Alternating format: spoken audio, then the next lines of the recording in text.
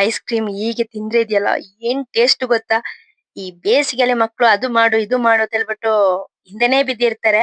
ಅವ್ರಿಗೆ ಈ ರೀತಿ ನೀವು ಮಾಡಿ ಕೊಟ್ಟಿದ್ದಿದ್ರೆ ಸೂಪರ್ ಆಗಿ ಈ ಸವಿತಾರೆ. ಅಲ್ಲದ್ರೆ ತುಂಬಾ ಟೇಸ್ಟ್ ಅಷ್ಟು ಟೇಸ್ಟ್ ಆಗಿರುತ್ತೆ. ಹೊರಗಡೆ ಎಲ್ಲ ತೆಗೆಯಕ್ ಹೋದ್ರೆ ತುಂಬಾ ಎಕ್ಸ್‌ಪೆನ್ಸಿವ್ ಆಗ್ಬೋದು. ಸೊ ನೀವು ಮನೇಲೇ ಟ್ರೈ ಮಾಡಿ. ಒಂದ್ 2, 3 ಬಾಳೆಹಣ್ಣು, ನೇಂದ್ರ ಬಾಳೆಹಣ್ಣು ಬಳಸಿದ್ರೆ ಒಳ್ಳೇದು. ನಾನು ಈಗ ಪಚ್ಚೆ ಬಾಳೆ ಮಾಡಿರೋದು.